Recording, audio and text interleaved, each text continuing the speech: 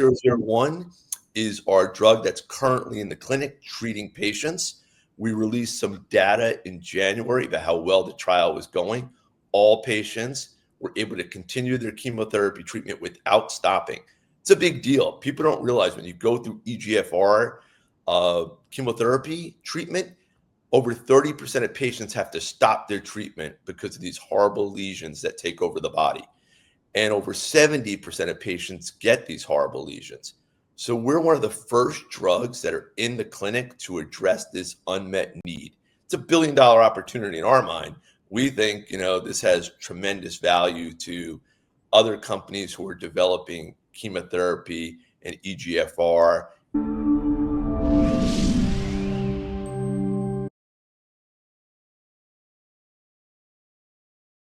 Hey, welcome everybody to Wall Street Reporter's next Super Stock live stream, where we bring you those stocks which have that 10x to 100x upside potential. Companies going after massive multi-billion-dollar market opportunities that are at an inflection point right now and have multiple catalysts in place. And here's our debut with Hoth Therapeutics, HOTH, on NASDAQ, and the CEO, Rob Nye. Rob, welcome to the program. Jack.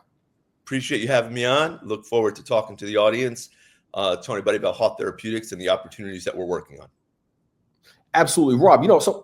As I opened up, we don't want to. We're setting a very high bar here. Look, our audience, they're looking for 10-bagger stocks. We've had a bunch of these stocks that have gone up 10x, 20x, 50x. I think our last biotech went up 20x over the course of a year. So, what people want, can we start off with? Like, what would it take for Hoth? We're trading at about $1.30, and what would it take for this thing to be, potentially a $15 stock, a $50 stock, $1 billion company? Can it get there? And if so, what's the path to get there? What needs to happen? I started this company over 5 years ago. We built this company with each and every asset licensing them ourselves from different universities and inventions of our own. So we have been in this for the long term to make this work. We believe we have an amazing pipeline that has tremendous value and opportunity. If I could just talk a little bit about our pipeline and some of the stuff that's going on, I think your audience and yourself will get a better understanding about the company. So HOTH001 is our drug that's currently in the clinic treating patients. We released some data in January about how well the trial was going. All patients were able to continue their chemotherapy treatment without stopping. It's a big deal. People don't realize when you go through EGFR chemotherapy treatment, over 30% of patients have to stop their treatment because of these horrible lesions that take over the body. And over 70% of patients get these horrible lesions. So we're one of the first drugs that are in the clinic to address this unmet need. It's $1 billion opportunity in our mind. We think, this has tremendous value to other companies who are developing chemotherapy and EGFR and cancer treatments, because the number one side effect in most of these drugs is a rash that then stops treatment. So we think it's a huge opportunity. Another drug that we're working on is called HT-KIT, licensed out of NC State. This is our cancer therapeutic that has shown tremendous preclinical results where it has killed tumors in a matter of hours and stopped tumor growth. This is our oligonucleotide drug. We recently got orphan drug status for it. We put out some preclinical data not too long ago. We're waiting on further data before we then start our trial in 2026. And a competitor to us. It's killed cancerous tumors, you said, in a matter of hours? Matter of hours. It has stopped tumor growth and actually killed the tumor cells. Okay. So, and this has been so far, this has been in the animal model. We haven't gone into the clinic for human. Okay. Correct. So this is okay. So you have basically four major drugs that you're developing right now. Each of these are going after potentially billion-dollar markets. Oh, they're all big markets. I think, as I mentioned, HT-KIT, one of our competitors, Blueprint, just got bought out for $9 billion. So we happen to think we have a drug that is pretty competitive. Like I said, it's in preclinical. We also have, if I could talk a little bit about our obesity drug that we licensed from the Veterans Administration. So we're working actually with the U.S. government on a drug for obesity that came out of Oh, it's huge market. science. Yeah, science that was developed Really at the hot right Veterans Administration. Hot market, great preclinical results. We're looking forward to working with the government to develop this in conjunction with the Veterans Administration. And then obviously we have our Alzheimer's drug as well that we recently applied for some grants, and we're waiting to hear back on that too. So we've got all these opportunities in the pipeline that we believe present great value for shareholders. We have cash in the bank. We have no debt. As I said, insiders have only been buyers over time, never sellers. We think we have a very compelling story. Okay, so I think also what's compelling, and we'll go into the details of each of these drugs that's in the pipeline. We'll go through the whole pipeline and details in just a bit. But I think what's really compelling for long-term oriented investors is that right now we're kind of like at the bottom of the biotech cycle. The biotech market goes, you've been this, it goes through these cycles, and this has been a very rough cycle. So in a normal market, a stock like Hoth would be trading at, I don't know how much, like at least 10x higher, just with normal valuations. I mean, the market has been. These are our opinions. Are right that the stock should be trading at a higher valuation than it is. We have a little over 13 million shares outstanding. As I said, we have cash in the bank. The last 5 years, biotech has been very much, not loved by investors at all. But I think that's changing. I think these changes, even at the FDA today, where Trump in his last term had right to try, is a big deal. Where patients were able to try drugs that had not been approved yet, who had no other treatments at their disposal. So I think the FDA is definitely, wants to work with companies, wants to see them succeed, wants to see them get through the clinic faster and get drugs on the market that can make a difference with little to no side effects. And like I said, one of our drugs is treating side effects of chemotherapy rash and, chemo. So, and we're hope to have more data on that drug in the months ahead. We have a KOL set up for the end of this month where we'll be talking about the trial and some of the results with two of the primary investigators. So we think that's a big catalyst also for the company. Okay. Yeah. I mean, so in terms of the big picture, I mean, you have basically the stock is trading. I think when we started, the stock was trading below its cash value. Right now, you're basically just above there. So it's almost like you're getting the company for free. Basically, it's like a free bet. And biotech at the end of the day, you're making a bet. You never really know if something. But you're getting 4 major bets for free. Let me ask you. Okay, now, this 10 million, is that enough? Is that enough to take you? How far will that take you with the 4 projects right now? Great question. I think that's the biggest thing about biotech, right? Biotechs are known to burn money, right? You have so many trials underway and you continue to need money. Here's something that I think is a little bit different from what a lot of biotechs that are going on. We run a very lean operation. That's number one. So we try to keep our burn down. On our current cash position, we have over a year's cash, which gets us a lot of trial data on HT001, gets us in the clinic on HT-KIT. So if you think about this in a sense that we have cash to get us data, that data becomes that much more valuable to partners, people who might want to own the company outright. These potential partners, obviously, sometimes they'll partner with you and give you cash. Other times they just want to own the company. So we're building this to find the right partners to work with us to bring these drugs to market. We're not looking to say, hey, let's build a sales force and be the next Pfizer going door to door to doctors' offices. No, we're building these for the Pfizers and the AstraZenecas of the world who want to own the next class of drugs that are going to make a huge difference in these markets. Yeah. So our audience is mostly retail investors. So I just to make it clear, I think it's very important to make it clear that again, the way these biotech stocks are valued is as the companies progress, as they reach new milestones, all of a sudden the valuation could explode because ultimately everybody it's like everybody knows at the end of the day these drugs are going to be sold, either licensed, sold, or somebody's going to buy the company. But all of a sudden you can go from something which is worth, I don't know, let's say let's maybe this is this might be a tough question, but let's say you had some positive data on one of these drugs. I mean, really positive. That could, what kind of impact could that have on the stock? I mean, we see stocks, biotech stocks, I can't be a stock overnight. prognosticator, right, for my company, unfortunately. Right. But I will say, if we have good data, it's a game changer for the company, right? I mean, we've seen stocks go from dollars to $50, from $1 to $50 overnight based on trial results. And then, once you hit those kind of numbers, the companies are well funded or partners want to own them. We can go through a number of biotech companies that, as you said, the lottery ticket that you're kind of buying, right? That have had good data and the stocks have not doubled or tripled, but have gone up 10 or 15 times overnight. So we're hoping that when we progress, show data and the confidence that we have in our studies, in the programs we have, that the investor community will then take more note. Obviously, there's always risk involved in biotech, as you said earlier. But we're pretty excited about the pipeline that we built. We've licensed from, like I said, top universities like George Washington, NC State, and working even with the government now, as I said, on the Veterans Administration, on licensing on this obesity drug, which we think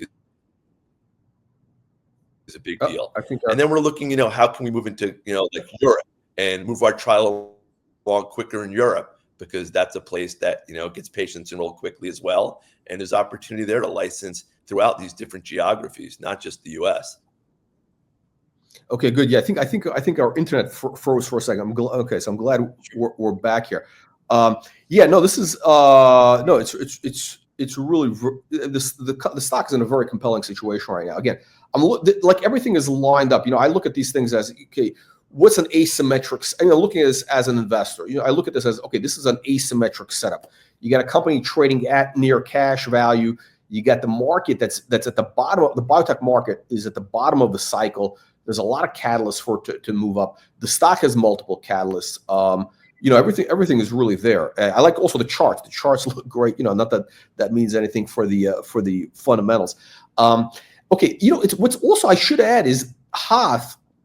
Speaking of the charts and the stuff, Hoth has a history of having major moves. We've had some major parabolic spikes in the stock with positive news. So I think if any type of positive news, we could have one of these parabolic spikes.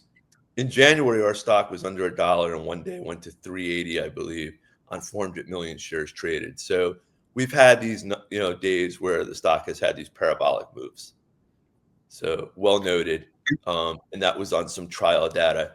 And like I said, we have looking forward to sharing more data with the investment community on that particular trial and others. Okay, so I think I think Hoth is attractive, to two different types of people, like either speculators who kind of see the setup. They say, okay, this could have a massive move, like any day. This stock could triple, like it's done in the past overnight. And then long-term investors who are like, okay, they understand the fundamentals.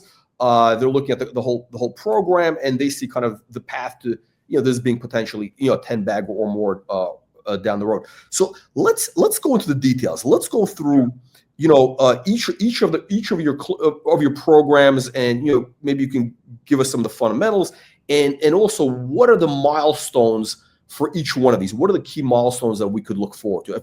Which you want to start off with the oncology, or which one do you want to start with? Sure. I think let's talk about HG001 for a moment. Okay. That's the one that's currently in the clinic treating patients at places like MD Anderson, NYU, Miami University, all these different top-tier hospitals in the United States. And that drug, as I mentioned, is for what's called chemotherapy rash, of which over 70% of patients develop when they go through EGFR treatment. Over 30% of those patients have to stop their treatment, which puts their life at risk due to these rashes. Our drug is treating those patients, first in its category, to go after this treatment for these EGFR inhibitors. There's nothing on the market for this right now. How do you treat it right now? Corticosteroids that really don't work, sometimes antibiotics. Sometimes the doctor says you got to power through it and hope you're okay so you can continue your treatment. So we're really bringing hope to a market that has no hope currently. And the results so far have shown that the drug works. So pretty exciting. Phase 2 trial, further data this year on the trial. End of June, as I said, we're having that KOL event where 2 of the primary investigators will discuss 1, an investigator-led study results, and 2, trial results. So that's coming up, I believe, June 24th. Don't have the date in front of me. So this this is it's in phase 2 right now. Yes, sir. Okay, so a couple things. So EGFR, you mentioned. What does EGFR mean? So EGFR is a type of drug that's used for cancer patients. Most cancer patients use what's called an EGFR inhibitor that lets them go through the different trials. That's a drug that treats you for your cancer, right? So if you think about a lot of patients that go through when people say chemotherapy, right? They're being treated what's called an EGFR inhibitor to kill the tumor. Unfortunately, when you're taking that drug, there's a lot of side effects. Cutaneous lesions, rashes are the #1 side effect of this drug. So we're out there. You have to think about, to an extent, also these companies that are developing these different cancer-fighting drugs. Like I said, what's the #1 side effect? Rash. We're developing the treatment for the #1 side effect.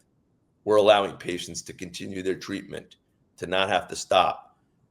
So it's a pretty exciting drug to keep patients not only healthy, satisfied, and able to continue their treatment, but keeping them alive to an extent because they're not stopping their treatment. It's a big deal. Okay. Big No, so it's okay. No, it's okay. No, I can see. So it's a huge deal. The chemotherapy market, what is it? It's like an $18 billion market. How big is that? $18 billion market. That's correct. Okay. Huge market. What's the market opportunity for this drug that you're developing? What do you think this could do? Like, So obviously we think this is a huge market. I'm not going to say, give you exact numbers for it. We have an internal study.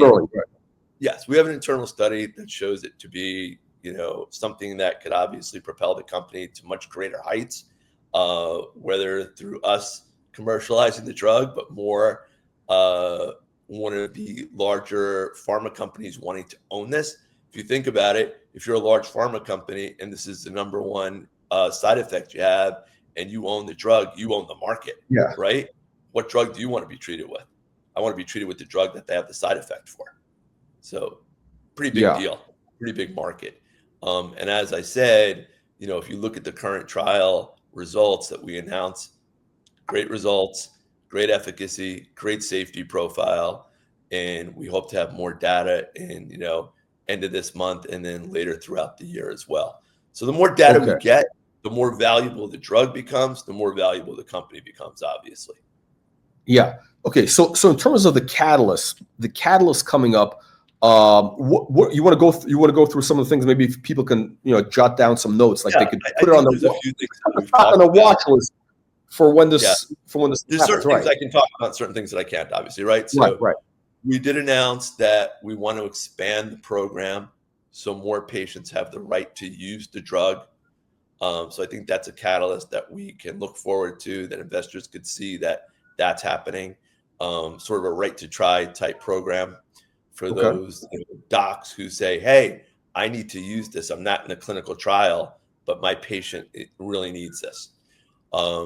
Obviously, the KOL event that I mentioned, these key opinion leaders, 2 primary investigators that are going to talk about the drug itself and some of the results. So we'll talk about that, towards the end of June. Why is that a big deal? Like, what's the significance of this event? So you're getting 2 key leaders in the market. You're getting Dr. Adam Friedman, who's the head of dermatology at George Washington University, who did a case study using HT001 on a patient with breast cancer. He'll probably share pictures and results of that trial, investigator-led study. Then you'll have Dr. John Zippen, who's the vice chair at Weill Cornell, share some data on the study and how much this drug is needed. And you'll see some of the trial results in that KOL event as well. Okay. And what will this event do? This key opinion leader event? Like, it educates the market gives more data on the current program and how it's progressing and results of patients. I think the other thing it really does, though, is it highlights to potential partners.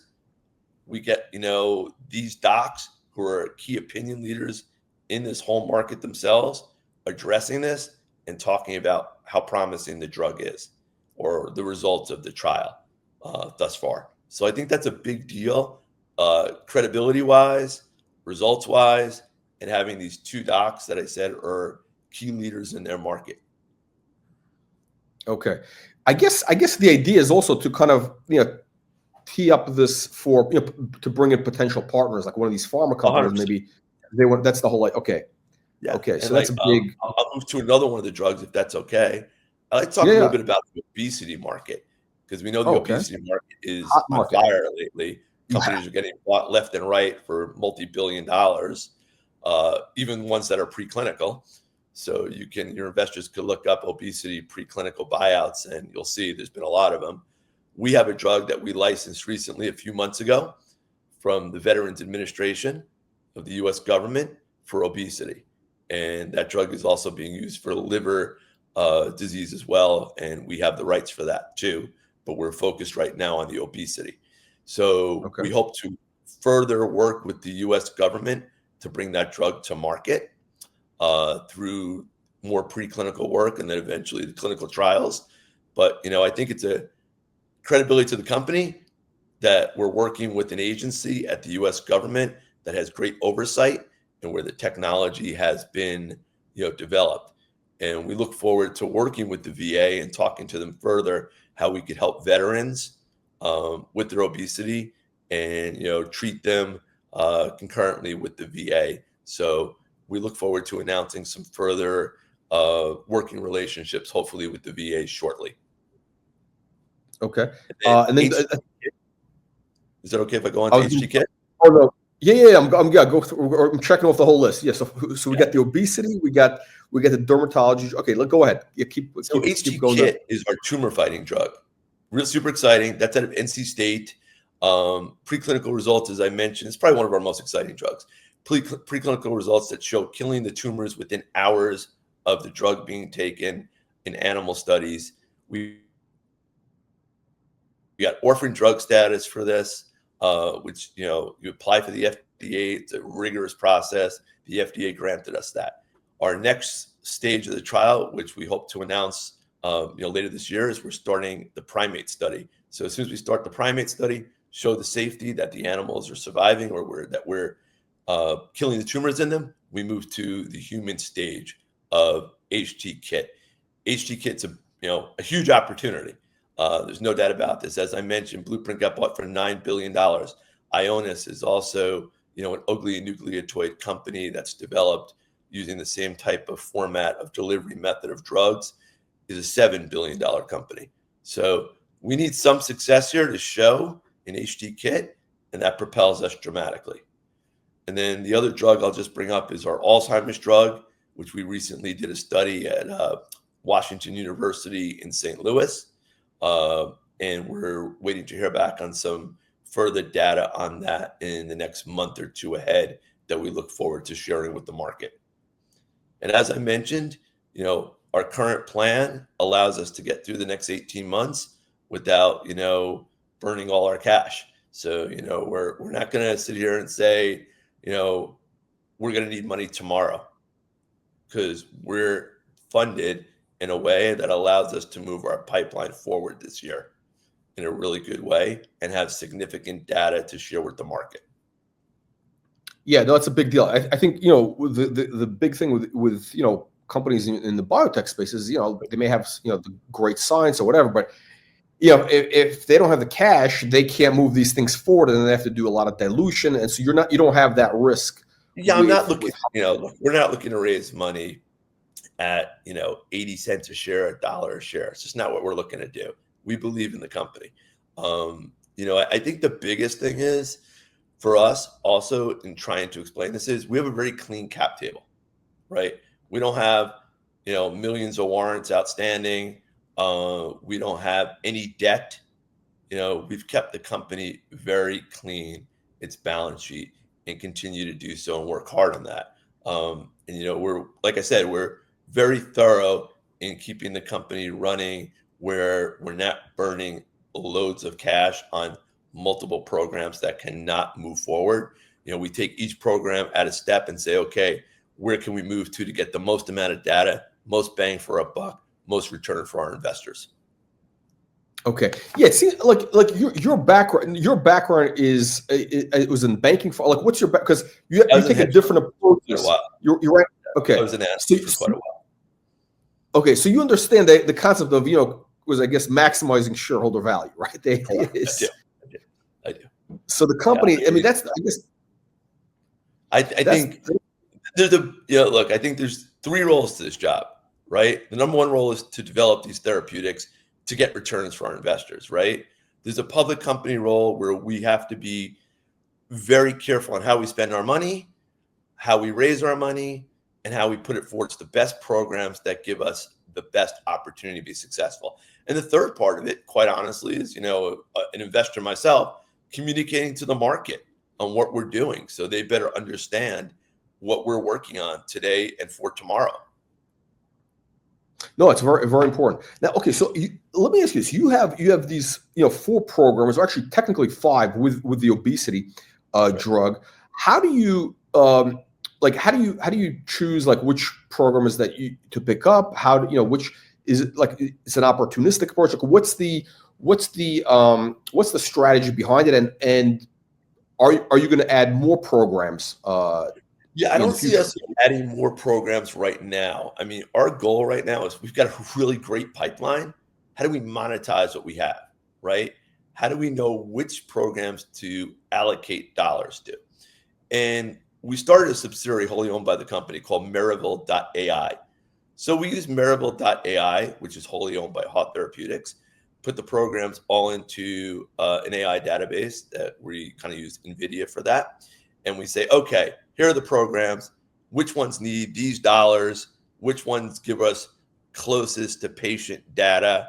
Which one have the most advanced studies that are there? And then I kind of allocate the dollars that way. So in my mind, the way I look at it using Maryville AI, which is, like I said, wholly owned by us, I look at it and I say, okay, I can take HT001 because I've got the most animal data on it. That puts me in the clinic right away, gives me the best shot with the FDA to move forward and get to patients. We're there. We're in the clinic today, right? We're treating patients in a phase 2. I say HT-KIT, hey, I need to do one more study before I can get into humans and show how worthwhile this drug is. So I'm using the different components in front of me that we have. And hey, AI is one of them. I'm not going to not use it because it's something that's new to the biotech space. Yeah. No, so it's a game changer. Okay, it's a complete game changer. So basically, okay, so there's a real so you have, again, with these programs, so it's a real data-driven approach that you take, and the AI really does it for you pretty much. Or turbocharges. It definitely helps us, and helps us balance what would give us the best type of returns for the company and for investors. Right. I mean, that's the key thing, because essentially you're the same job as you were doing before. You're basically a portfolio manager, right? You're allocating capital towards, picking the best, the best bet, essentially. Correct. So, and okay, no, very interesting. Okay, so so we went through the products. You have a bunch of catalysts in place. Let me ask you a question. Looking long term. Assuming, I usually, it's funny, I usually ask these questions, I just realized, to non-biotech companies, but the question I ask is, what will the company look like, 2-3 years from now? But with biotech, you never know. I mean, if you get good data, it could be, but let's say you never know 2 years from now whether we're bought or not by somebody who wants to own us, right? Yeah. So if everything goes right, though, what's your vision for Hoth, 2 years out? Yeah, I think the vision really is, we get results more for HT001, shows the efficacy of the program, the safety of the program, and the need by patients. Category killer, new drug, nothing on the market currently for that. That's something that is a huge opportunity for any player in the space. HT-KIT, I think getting into the human trial in the next 12 months, lays a foundation for a drug that, as you mentioned, billion-dollar opportunities. Well, like I said, a competitor got bought for $9 billion recently. There's preclinical folks that have been bought for, hundreds of millions, or with payouts over $1 billion. So I think in the next 12 to 24 months, the company looks dramatically different because we have tons of human data. We are in a study on more than just one drug. 2 to 3 drugs are going to be in a clinical trial. So I think, we're going to be unrecognizable from the sense that where we are today is a small, company that has one drug in trial to a company that's going to have multiple drugs in trial that present tremendous opportunity. Okay. So, and I think that's okay. So that's the phase. I think we're like the institutional investors really take an interest in the stock, right? Where you have this broad pipeline, where you have data. That's when you get like the serious money. Then, of course, the stock would be trading in a normal market above 100. Usually when companies in that phase usually are north of 100 million market. Preclinical companies trading today at hundreds of millions of dollars. I think part of what we see today is biotech has been unloved. Maybe that changes dramatically with the new FDA administration and new therapeutics coming to market, because there's more of a highlight on bringing treatment to patients at a quicker pace. So I think that could change dramatically. I think you're seeing the IPO market open up where there are more biotechs currently going public. So that puts a spotlight on some of the smaller companies that say, hey, there's tremendous opportunities in these companies that were beaten down that nobody knew about. So there are going to be, and like I said, also giving data on the trials and on the drugs is a game changer, right? That brings, potential partners to the table. I'm attending the Bio Conference in Boston next week. We have a full list of, folks who want to meet with us and talk about the various drugs in our pipeline. So I think there's interest. There's no doubt. Yeah, no, it's okay. So the question is the company, so one of the things we look for is kind of that inflection point, where you go from where the value all of a sudden can explode. How close are you to that inflection point where all of a sudden, you're there? Okay. Right? I feel like in the next, when we complete the PK part of the trial for HG001, there's different cohorts in this trial, just so you know. We hope to complete that this year. That's a game changer for the company. We're there. It's an interesting thing with biotech. Just, and as a former, hedge fund guy, I'll kind of give you my take. You can buy them on the way up, right, where there's some risk.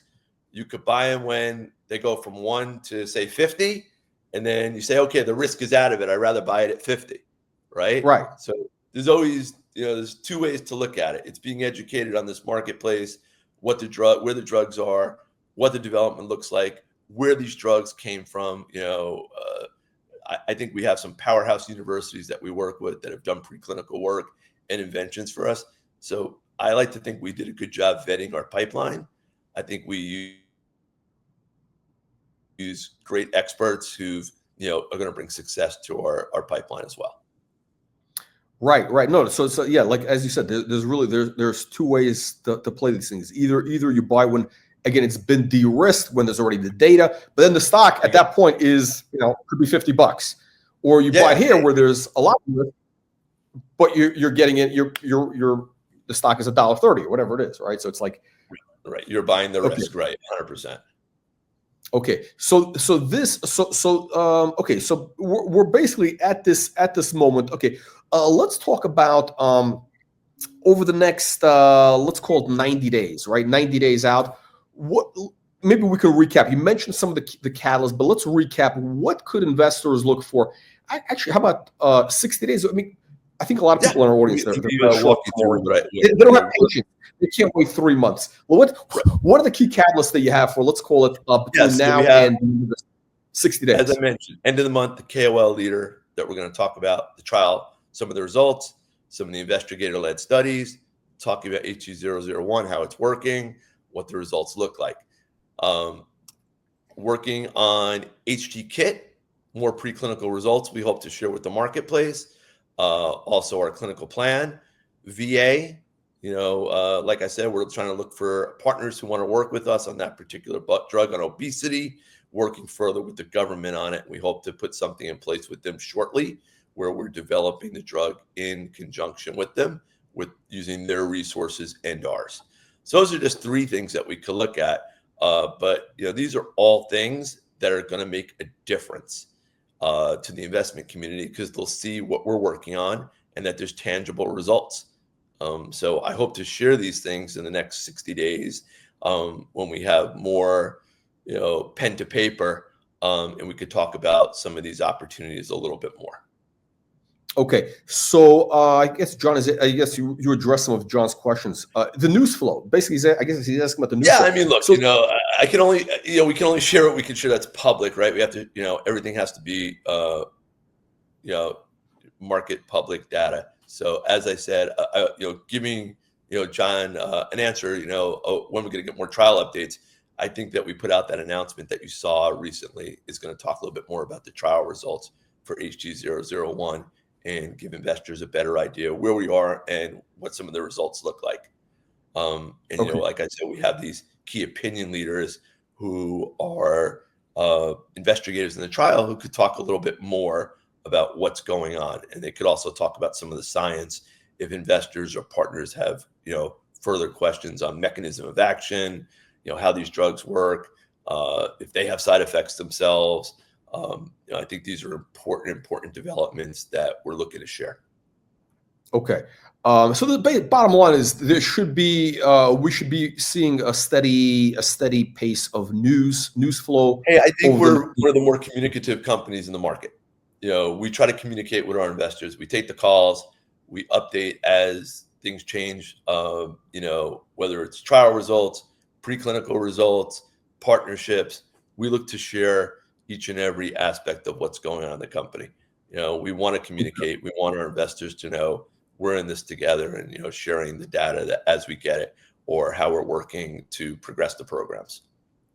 Okay, so there's the big bio conference coming up. What is it, next week? I think I'll be there. That's in Boston. That's June 16th through 18th.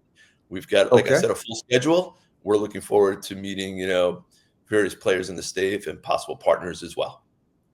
Okay, excellent. Final question, Rob, is the one we always ask CEOs at the end is, in your opinion, what are the top 3 reasons, why investors should consider Hoth today?